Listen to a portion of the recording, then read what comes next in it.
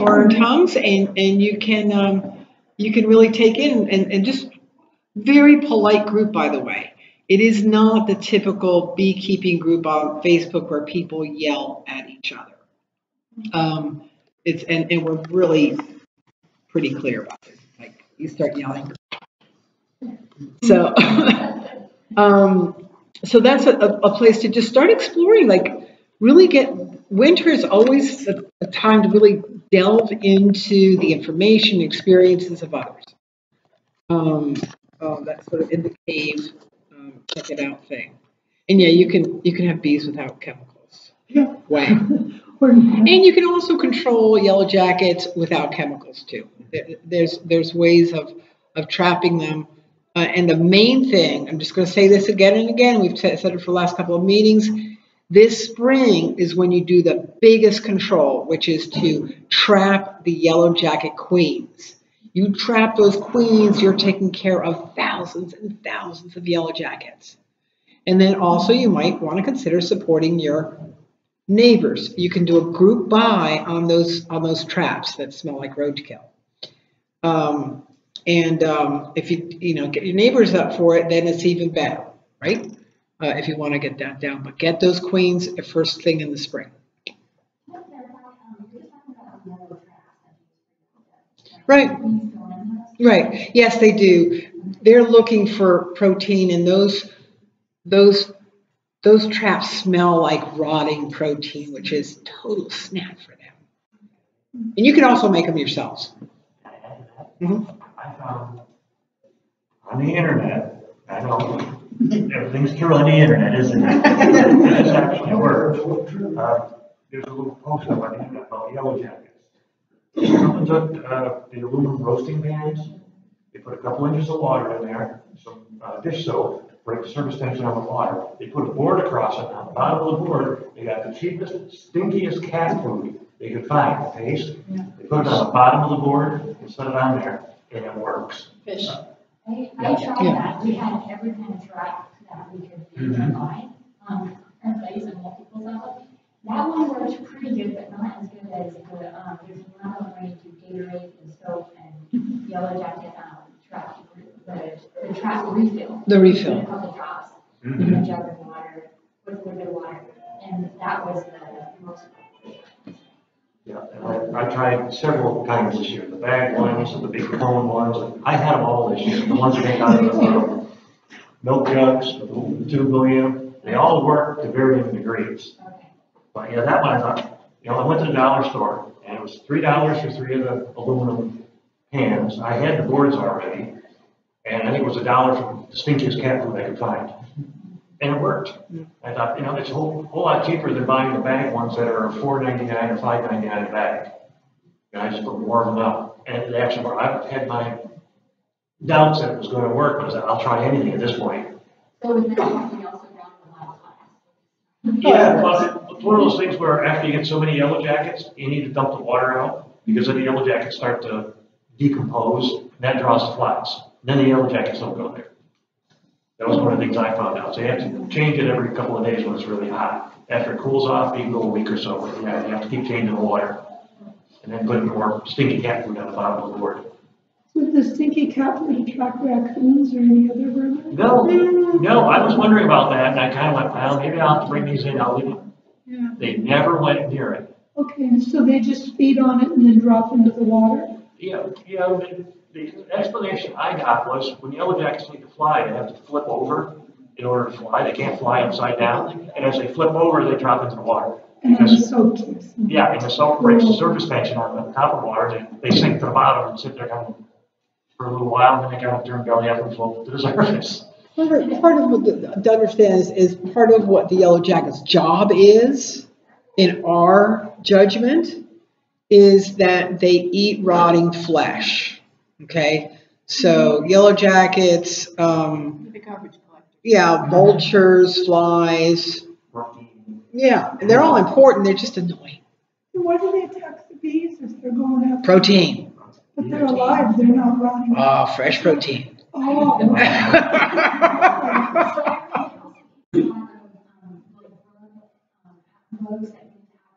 Mm-hmm.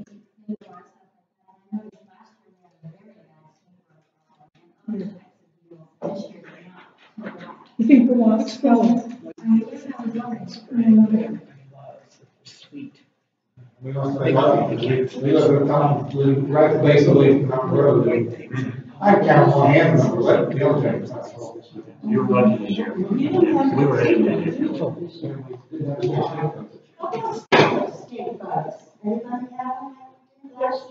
Not as bad so far.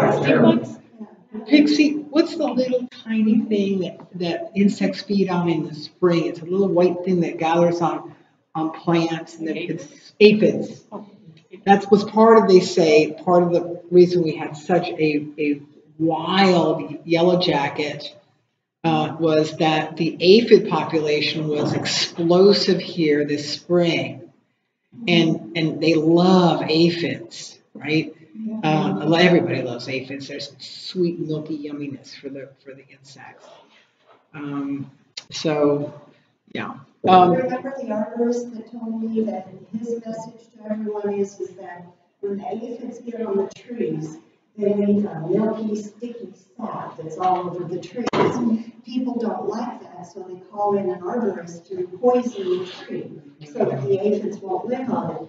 He wanted us to know as beekeepers that the bees love that milk that is left all over the leaves. And as you watch, they will feast on it. So there's your balance again. Yeah. I'm going to pass this back around again because we have some people that have arrived since then. That's all okay. I'm glad you're here. If you don't have a pen, ask to use your neighbor's pen, and I'm going to pass it this way this time. You asked about the stick bugs. Those ones that look like a five-sided bug. Yes. Just yesterday, I was cutting blackberries, and I went and got my leather gloves that I just leave hanging in and I went, ooh, there's something funny in there. And I shook out my gloves, and I had over 20 stink bugs inside my gloves, and one queen yellow jacket. Oh, how fascinating. Yeah, I was like, yo, score. Yeah. Check your shoes and gloves. Yeah. And I just kept, it was like Fibber McGee's closet, I just kept shaking and more were coming out. I must have had all the fingers just filled up with that. And I'm being conservative in saying over 20. Yeah. I've never found them to cause any harm to anything. They're just gross. No, the stink bugs ruin your crops. You get those little dimples like on pears and apples. Oh, wow. And they're deep dimples. Oh, they do. Yeah, they're deep dimples. I didn't know so that. they're actually really damaging to people who have berry crops because they look like soft fruits and they stick a little pokey hole. And I had some damage to them, but we have so much it doesn't make that much difference. But I think if you're commercial, if you're conventional, they're a danger. Well, the berries, I don't care so much, but the pears and the apples and the peaches, the dimple is so huge, it's not a surface thing. You got to core it like it's a carrot. Oh, it's really like a potato. And that's stink bugs. Yeah. Oh, wow, I didn't know that. They're pains in the butt. Bill. Okay, what? Ginger. Oh, Ginger. Okay. Hi. This is Ginger. What am I doing? Yeah, just say hey and what's up with the bee yard. Hi there, I'm Ginger. And my bees are slow. They're going to bed for the winter. But if it's nice out, they're out gathering my ivy pollen, and they're just having a great time. My smaller hive did swarm, and I caught the swarm, put it in a box. I was going to meld it with one of my other swarms, and then I got home that night, and they're gone. So I didn't have to. So yeah, they're just getting all prepped, and I've got 2 hives left out of 4.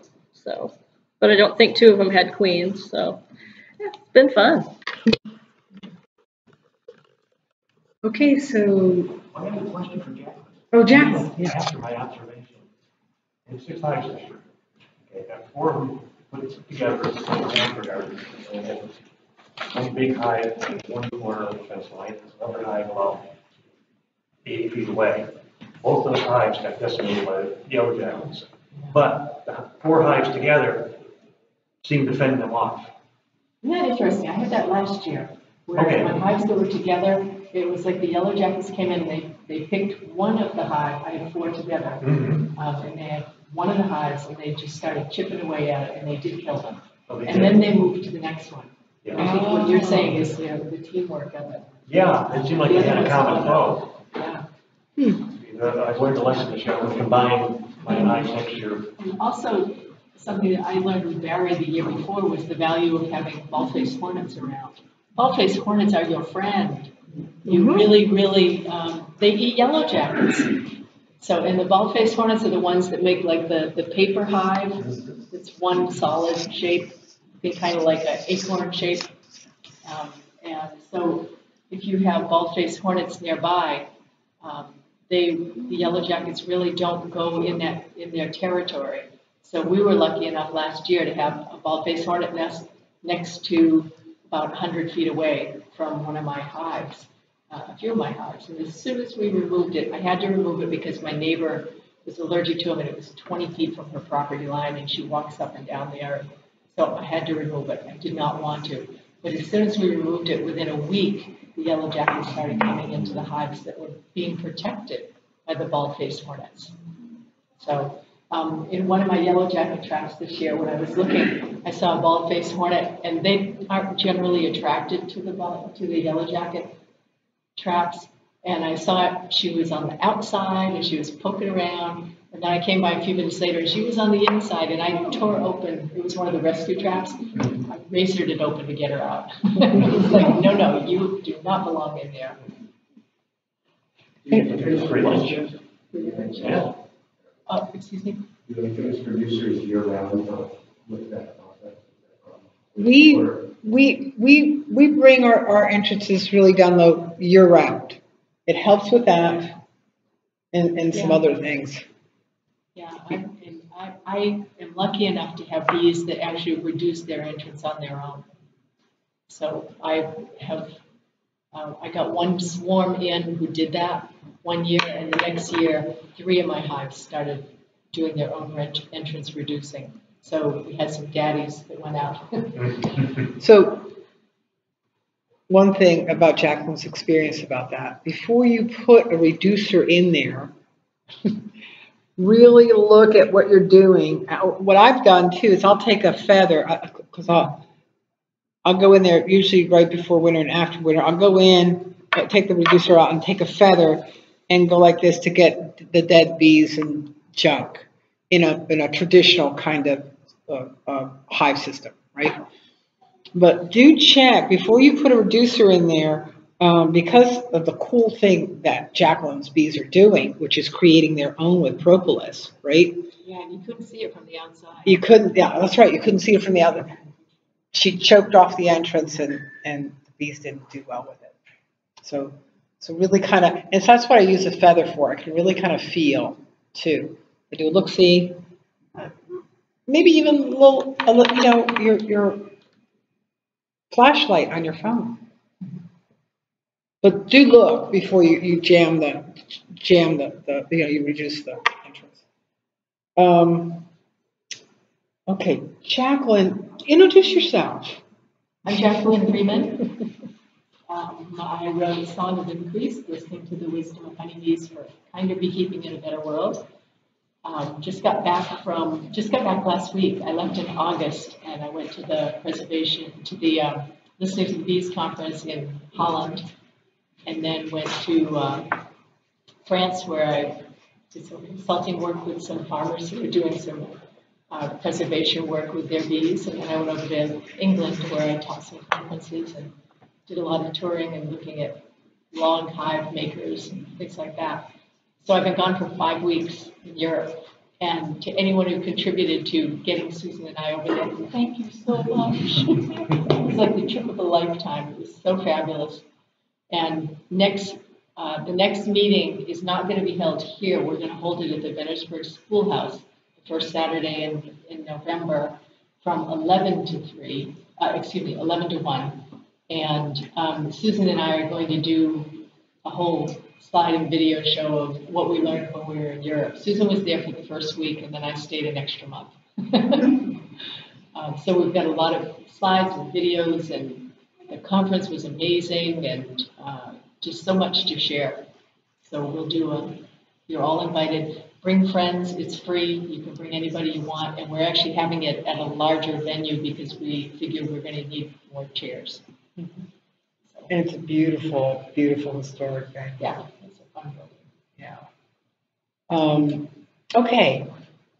So we're going to get on with Bill. Bill, are you still there? Bill's going to talk about insulating your hives. Yeah, we're gonna talk just a little bit about that. Can I, just before you say that, while we were in the conference in Holland, they talked, Tom Seeley, how many of you went to see Tom Seeley in September? Yeah, Tom Seeley talked a lot about that, and another scientist who I've forgotten his name talked about the importance of insulation and that it be year-round insulation, that it's not about just keeping the bees warm in the winter, it's about allowing them to have the coolness in the summer and to be able to regulate it. And when they're sealed in the way that you're going to describe with that, it's so much easier for them to spend more of their time on doing household tasks rather than regulating temperature. So absolutely, tell us everything.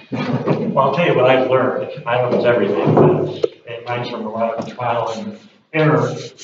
The error part being bigger than the trial part. But. You want to move over? Is it okay to move over here because the window? Okay, we're gonna we're gonna move over. This. We'll just kind of scoot one way here. There you go. That's got to be the lightest women's purse I've picked up. You don't have anything in there. Usually it could be used as a weapon. Okay, so let's just go a little bit. Who has what hives? Just a show of hands. Who has top bar? Okay, just a couple of us. All right, who has langs? All right, oh, good. All right, who has warrants? Okay, the langs and the warrants will kind of apply just different sizes on this. And Barry, you've got the berry boxes. Yeah. I don't know how we would insulate those. Well, they're already insulated. They're already kind of insulated by Mother And I Nature. have log hives, and mine are all insulated. I belong. Yeah, I was going to talk about that just a little bit on that. Pardon? Who has scaps? Oh, scaps, yeah. Well, you have scaps too. Okay, let's just kind of see what Mother Nature does first.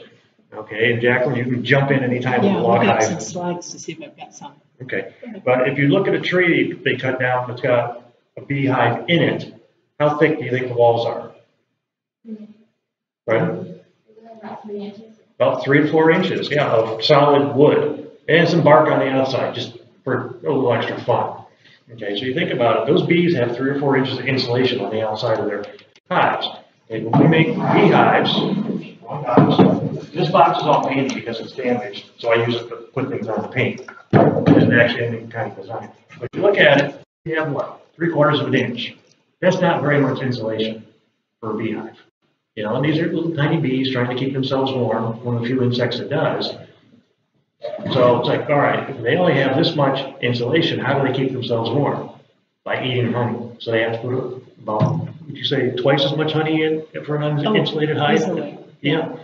So if we And the reason for that is because when the temperature changes and then they have to go warm up everybody in there, and you'll often see in a cluster, there are blanket bees. Everybody on the outside is a blanket bee, keeping just with their body, keeping everybody underneath warm.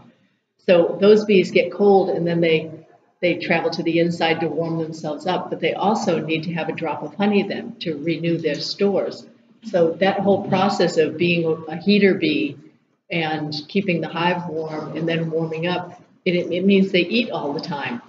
And if they're warm consistently, they don't have to. They eat at half or less as much honey over the course of the winter. You'd think it would be just the opposite. She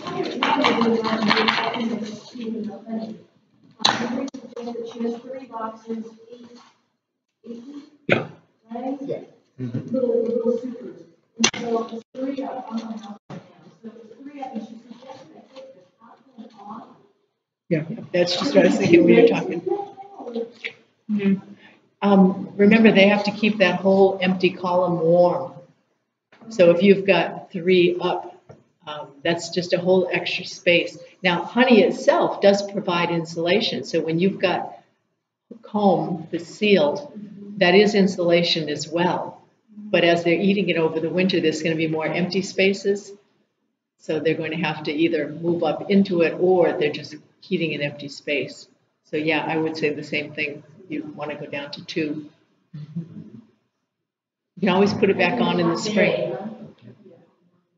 Yeah, there'll be more. Hopefully. Okay, so what I found over the years is just regular insulation you get at Home Depot. But the interesting thing is, here's how we have the silver on here. And this is a R5 insulation.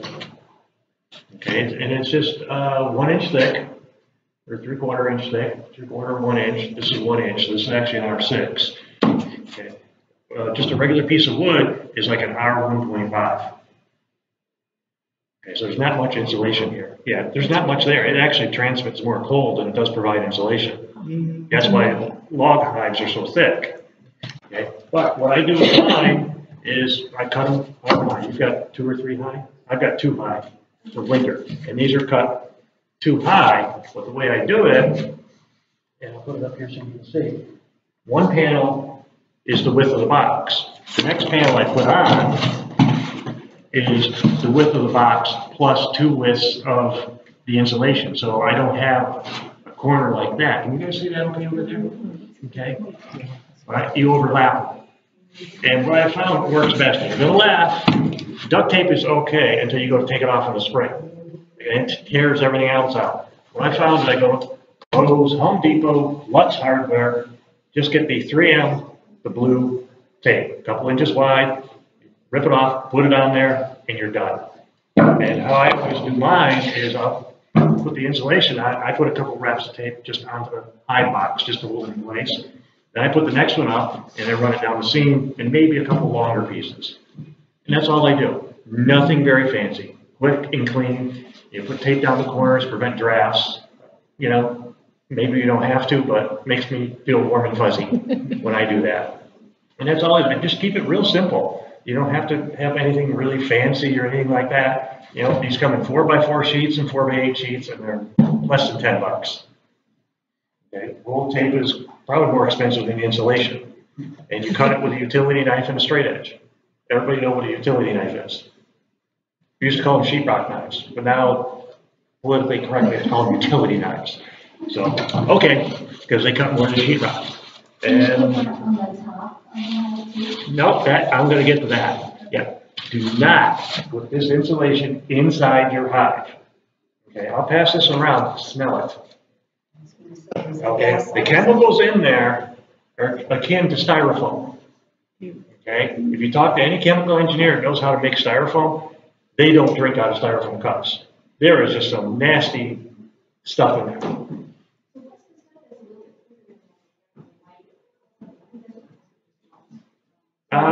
It's basically the same stuff. Yeah, yeah, yeah. They come in pink and blue and that white stuff with the silver. I like the silver on it just because the tape sticks to it better.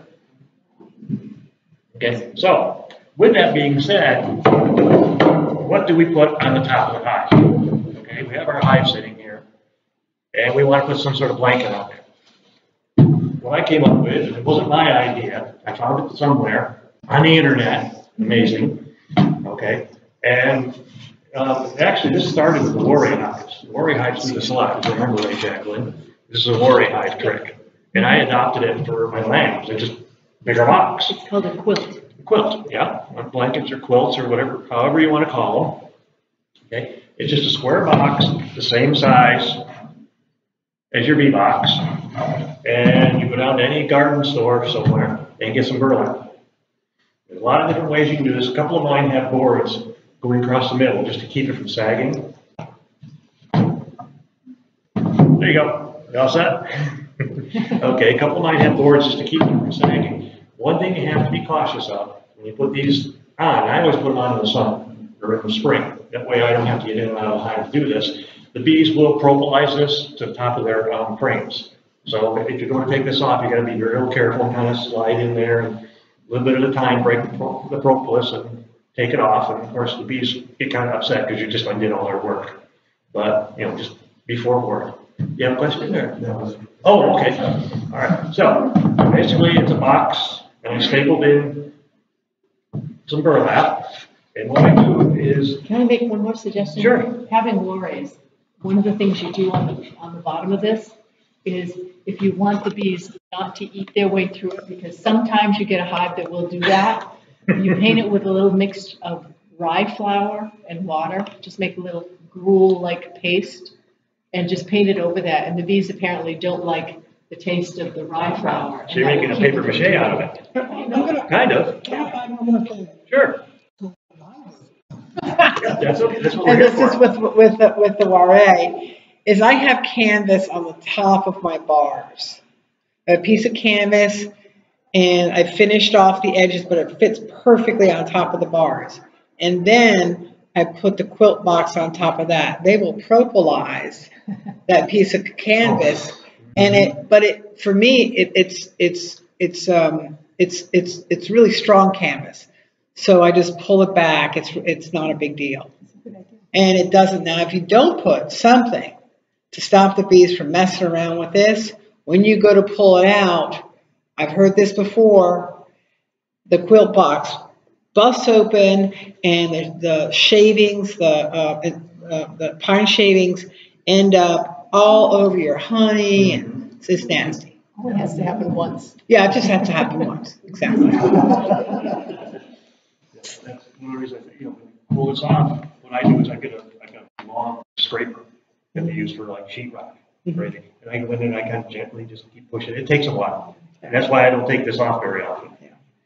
Yeah. But once you got it on your hive, one of the things I'll tell you not to use is sawdust. Because you want to be able to have this breathe and moisture get up through. Sawdust compacts and it'll become like a brick. All right. It stops the breathing. And it does insulate, but then you get all this moisture trapped in your hives. And around here, we kind of have a problem with moisture. So what I found, wood shavings are okay, but there's a lot of fluff in there and it doesn't provide good insulation. I've got 6 horses. So pine shavings and bedding, I've spent years researching and kind of trying and error. And what I found worked best, you can get this at Wilco or any other place, are micro shavings. And I brought a plastic bag over. Excuse the hay that's in here and a couple little brown things, because, you know. Micro shavings. Micro shavings. They're not sawdust. Sawdust is really tiny, and sawdust will actually fall through this.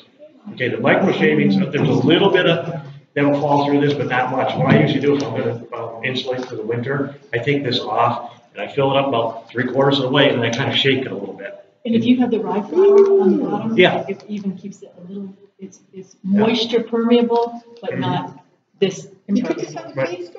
Yeah, $5 a bag, and it's a big bag. I mean, if a couple of you guys get together, you can, you know, this bag fills a 12 stall.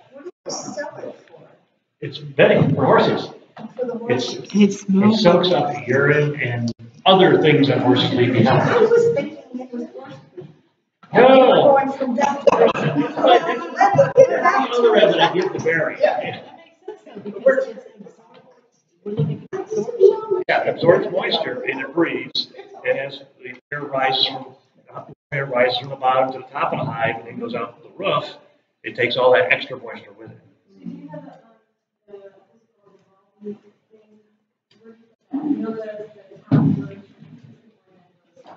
The cover?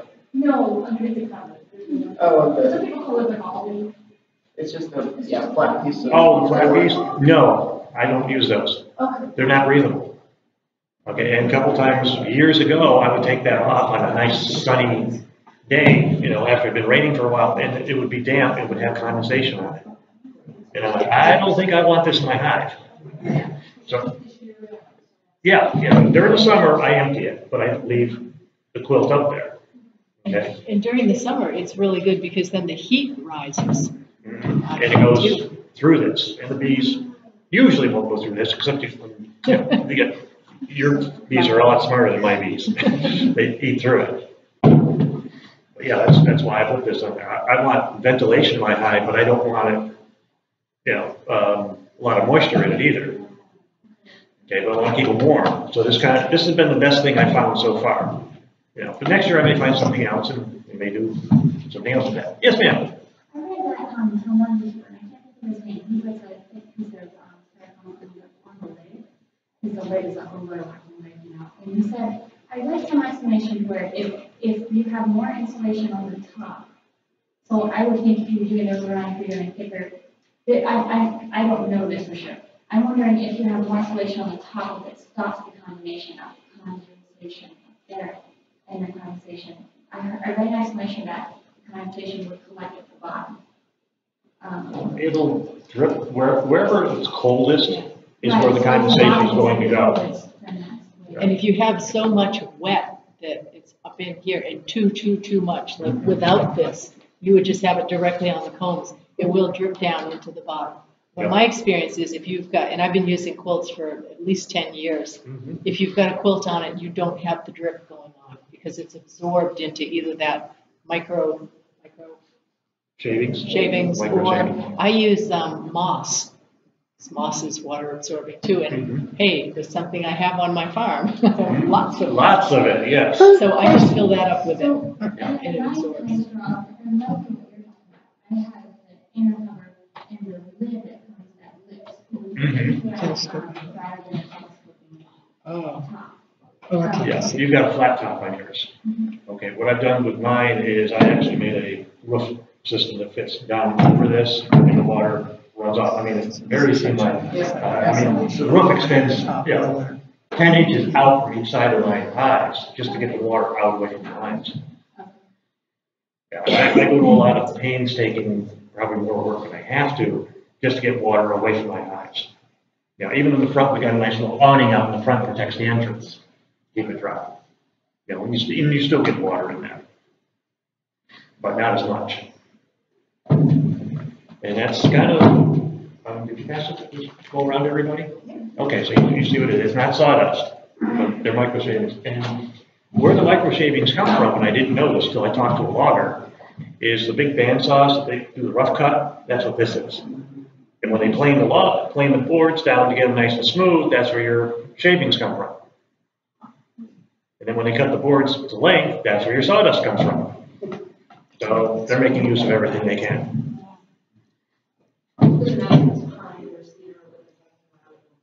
Yeah, you don't know what you're going to get in here. Sometimes I open bags up and they smell like a cedar tree. It's like, oh yeah, those are good, and they're dark red. And sometimes they open them up and they smell like urine. Well, pardon the expression, but they've been cutting Pittsburgh, which is just bottom of the barrel kind of trees that they cut down and usually chip or do something like that. You don't have to worry about the thing that you worry about is Eastern cedar, and we don't have that. And they're not going to be shipping it out either. So. There's a guy over in Washington selling hemp for planes and for chickens. I had thought of trying hemp. Yeah, it's colors. It depends how small it is, I think. It's shavings. It looks like shavings. They look like shavings. That might work. Yeah, if it's nice and dry. Try it and tell us how it goes. Yeah. Well, it's very, I have Mary's hive. This has been a project Mary's helped us with. So I want to be responsible for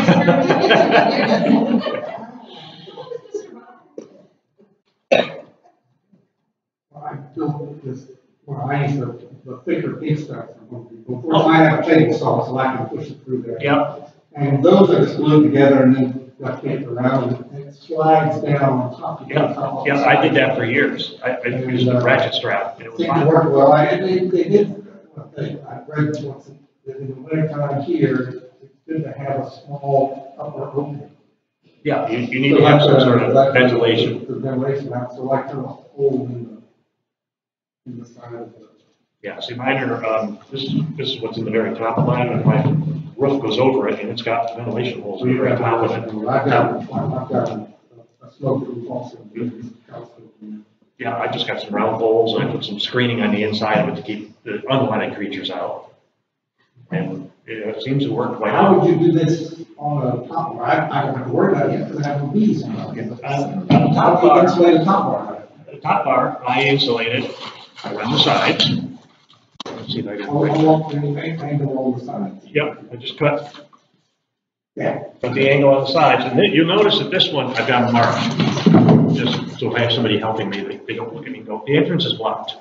I have this one marked back, and you'll notice that the front and the back are cut a little different.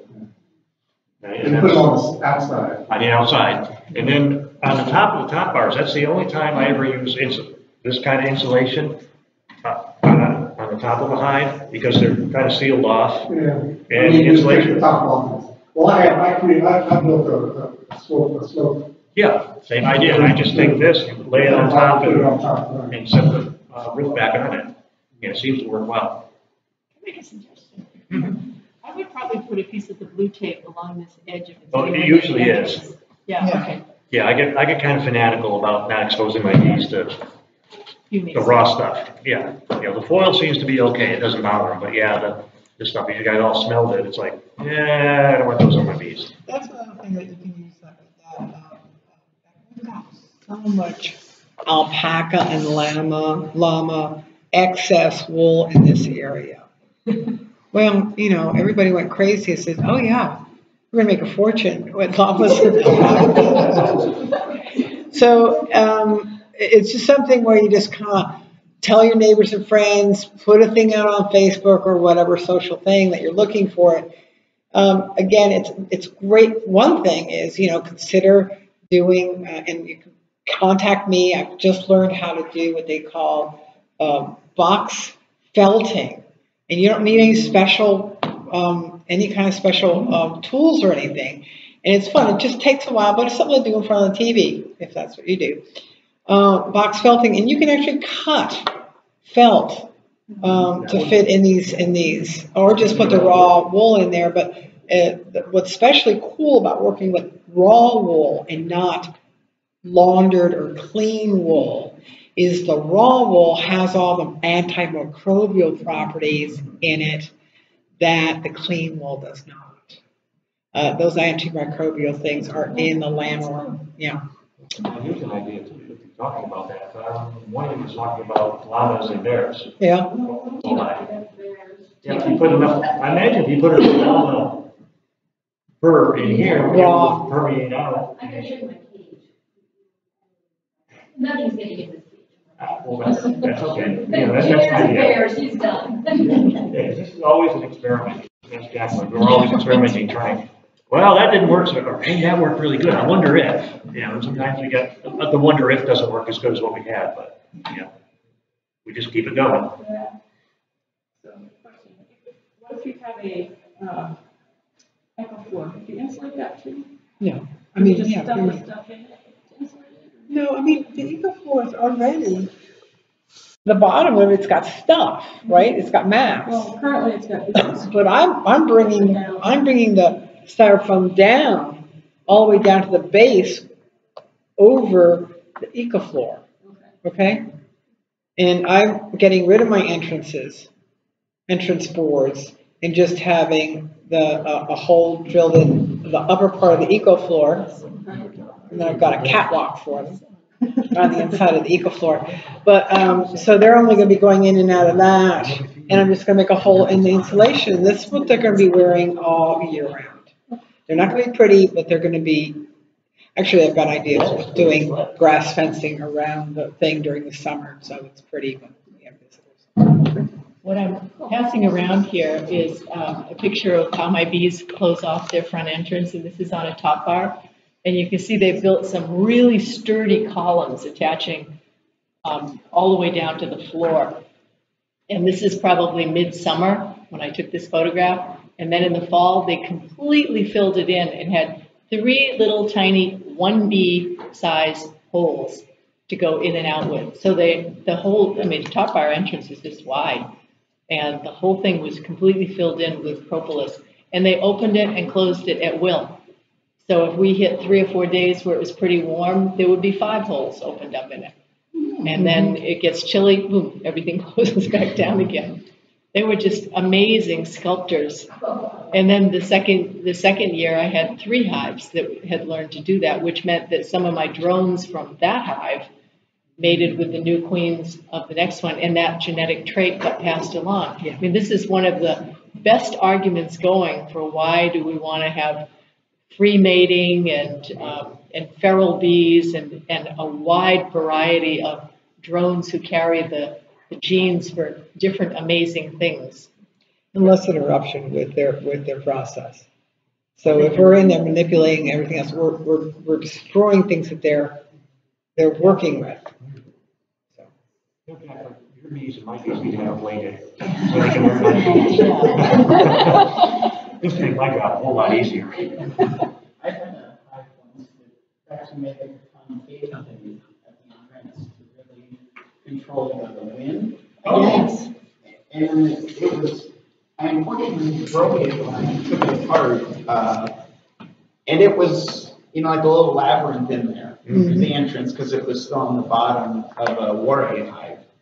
And I wish I didn't have to destroy it, but wax isn't always that tough. I've got one of our hives that did that.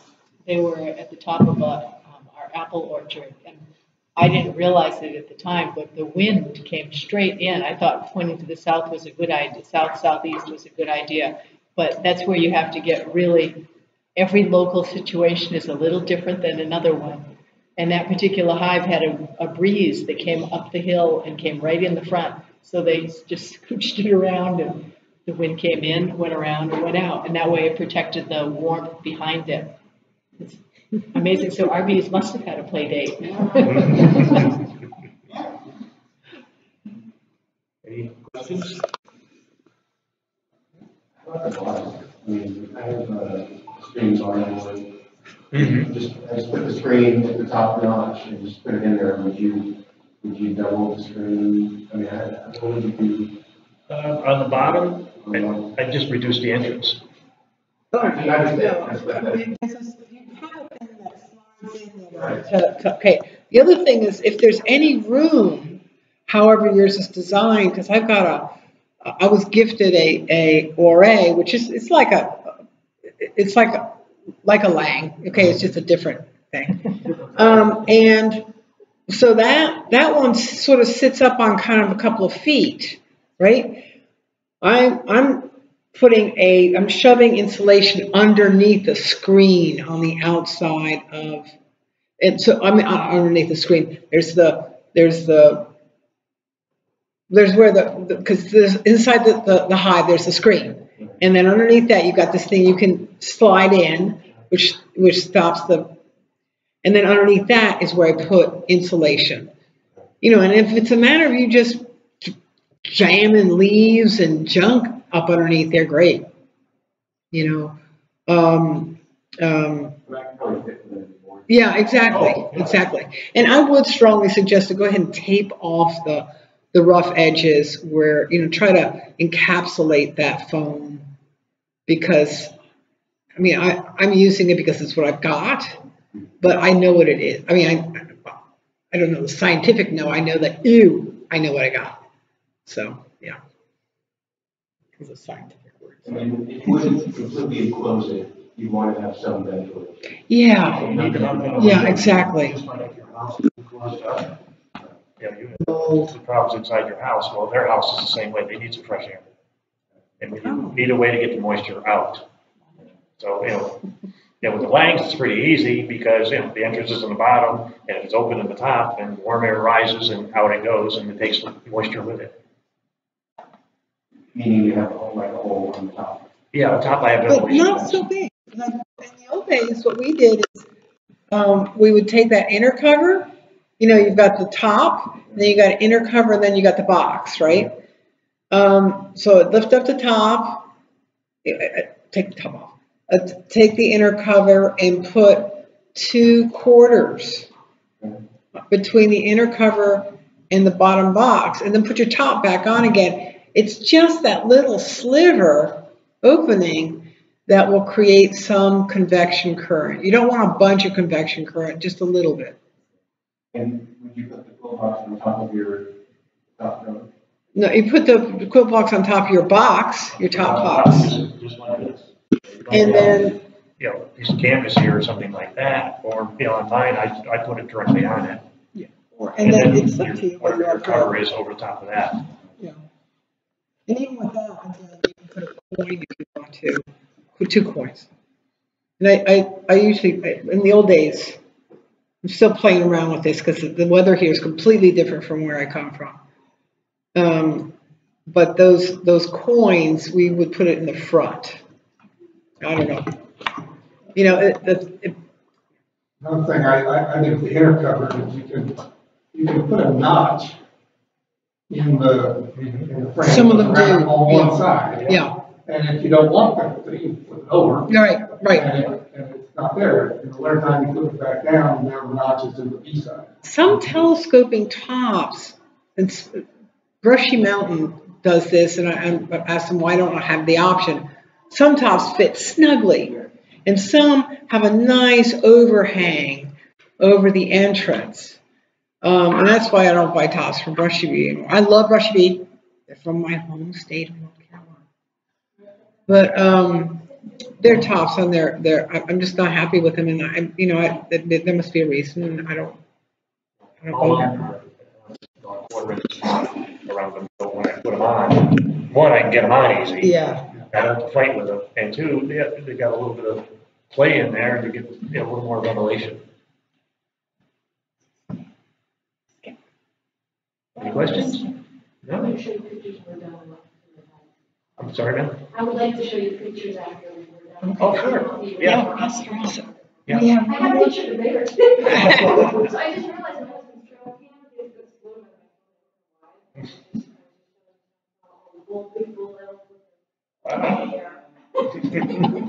So we have one more thing to do, which is to have the big drawing for the big basket. Okay. No. So a few other ideas. I made 2 skips this year, and can you all see that? This is 2 baskets that I put together, one inside the other, and then I cloned them with that mix of clay and sand and cow manure, of which I have plenty. We wanted to show that to our. Hang on one second. Oh, hang on a second. And let me just show you what that looks like inside. Here we go. So it's 2 baskets. You got to see it in there. So. Like that. 2 baskets that I took together.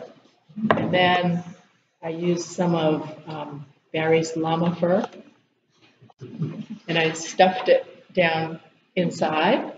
Between the 2 with what did we use? Sticks and pry bars and things that you change a flat tire with, like that, and then cloned it. So that was my idea for insulation for the winter. Can you explain cloning? Explain cloning. Yes, cloning. And here's another one that I made with sticks and twigs, viney ones, kiwi ones, which are very, very flexible. So I just made a big basket shape, and then Barry and I made up a massive, this big 5-gallon bucket of clay, which is in my soil. I just dug a hole. It wasn't like I had to go buy any. And then added sand and added cow manure. And that made a good, thick, sturdy bunch. Oops. Let me see if I can get. Yeah, and there's one more picture. Combing it. So what this does is I've got straw, I've got twigs, I've got this big, thick cloaming, C-L-O-A-M, I think is the verb, clome.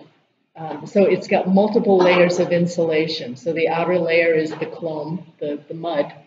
The next layer in is either sticks and twigs or straw. woven into a basket. And then there's a layer of llama fur. And then there's another layer of the straw. So it ends up being about as thick as a tree trunk. And really heavy. That mud really dries out. It's like adobe. It's like a brick. And that's my insulation for it. And they have to be kept under cover. Yeah, and these stay under cover because I don't want them to get wet. The combing actually, it dries pretty hard. It is like bricks, but if it gets wet again, it will just turn into mud. So they stay underneath they stay kind of pulled towards the center underneath my gazebo roof. And I will keep those under cover. Do I?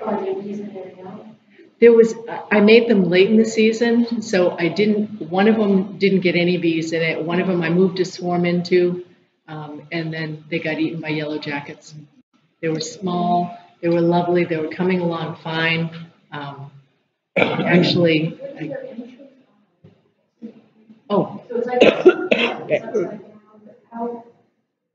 yes, hang on a second, I can show you an entrance.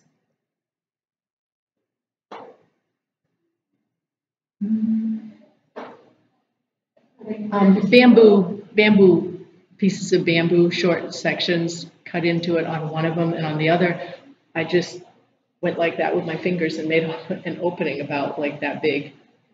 That was the one that got inhabited. And then somewhere in here, ask me another question. Are they in your gazebo? So the other hives, they're not. Yes, this is what the second opening looks like. Can you see that? So it's about midway up? Yep, about midway up, so that they're up. And I have an echo box underneath it. And so I didn't want it to be too close to that. And let's see, I've got one more picture, and I've got the nice thing about having an echo box is that you can actually look. So this is the echo box I've got on the bottom. And that's all filled with sticks and twigs and moss and a little bit of dirt and, a handful of whatever was on the ground next to me when I picked that stuff up. The nice thing about having this echo box is I can't really see inside of there. I can't tilt it up. I thought I was going to be able to tilt it up and look, but it's too heavy. But I can stick my camera, my little iPhone, right inside this little opening here and take a picture anytime I want. And so I did take some pictures of that and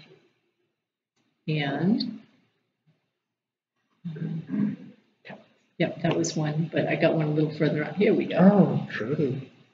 And this is what they were doing inside of there. So, ta-da! They really liked it. They were doing just fine. And then the yellow jackets came. We found, before I left in August, we found 7 yellow jacket nests on the upper part of our farm, not even the lower part of the farm. So we did depart them using many, many different ways. That was, yeah, and that was the problem is this is a young swarm, they're only this big. And so when the yellow jackets came wandering over, there just wasn't a volume enough of them to take it. They only got 1 hive this year, but it was my smallest, my most vulnerable hive. So. These bees, actually, I got this swarm from Anna, who has the prolific swarm gifters, and brought it home. And I just set them up. I didn't even put them in it. I set them up, the box near it, and they chose it, and they all moved in. So that was really kind of fun. Okay, now I'm done. All right, so here we go. Mom, can you, I'm going to come on over there, but can the kids help me with this? Okay, I need this. Okay.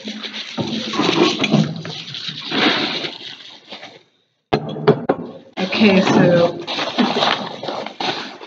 what I'm going to do is have these pick out one ticket and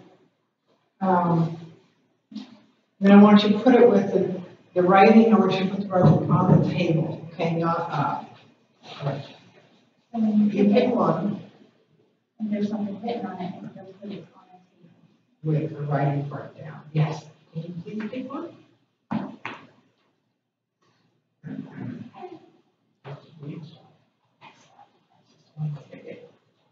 Okay, now Mom, you pick one.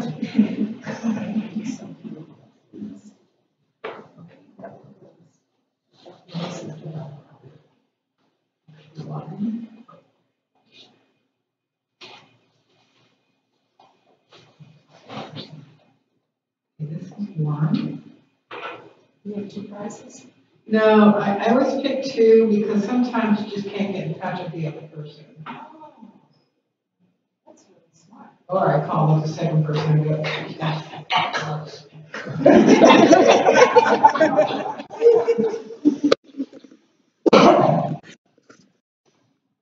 Okay. Okay, the number is clear.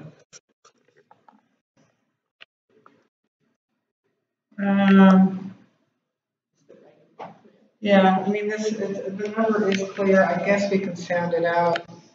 S. Rousseau. Yeah, last name Rousseau. That's the same as my dog. My dog won. All right, so we'll be getting in touch with them. And that's it. Last name is Rousseau, and that's all I know. Okay. You got a phone? Okay, let's do it.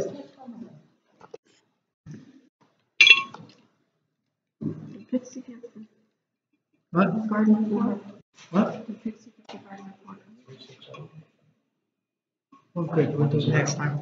We didn't have it scheduled.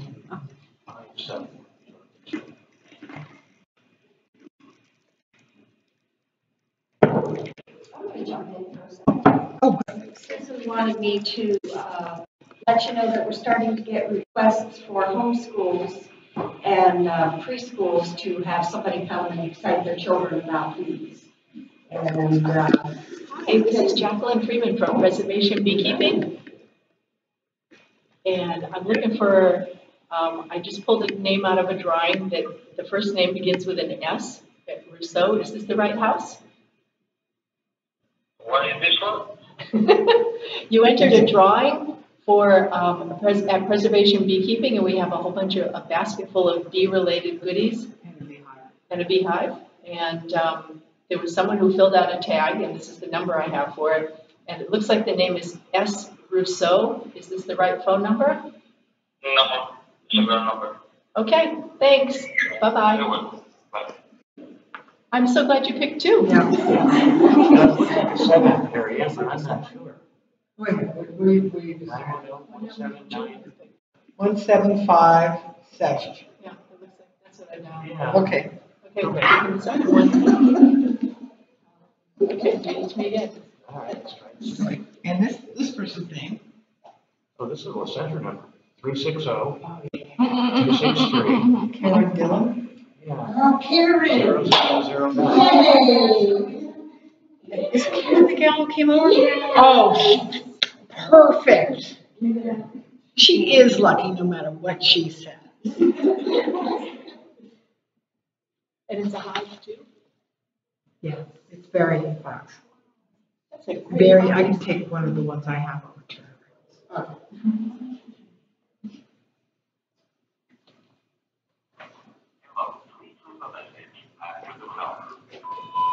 Karen, this is Debbie from Preservation Beekeeping. You have to call, but no, we'll tell you. You won, are you ready? The box, the basket, I mean, of bee stuff that we had, and a beehive. So, yeah. Everybody's so excited for you. Okay, call somebody. Well, she can call you. Which Terry? Terry. Call Terry. Terry will have the information, and then you can call me and we can get the stuff to you. All right. Bye. Does she know your number? Oh, good buddy. Oh, this is so sweet. Okay. Don't worry, they'll see this and then they'll call. Yeah, that's why you have to take your time when you fill out these kind of things. Okay. Alrighty, so anything else? Alrighty, we're good. So remember, next month, we'll be at the Vendersburg Schoolhouse. We'll send out, you're all on the mailing list, right? We'll send out a link that tells you how to get there. It's conveniently 2/10 of a mile from my farm. And it's listed on, it'll be listed on our website also. What month do we want to talk about storm captures and cutouts? We kind of kicked around and made some changes. Okay, so I mentioned, I would like to start talking to people about that in January or February, okay? And before then, I'd like to sit down with you and a couple of other people and get it hammered down for something, because I've got all these really cool lists that I need to get back together, call these people, get real addresses for them, because the old way it was just phone number and person's names. I don't know where they live. I could be calling Hackensack, New Jersey for That's happened too. Yeah, and I don't want to do that. So I'm gonna.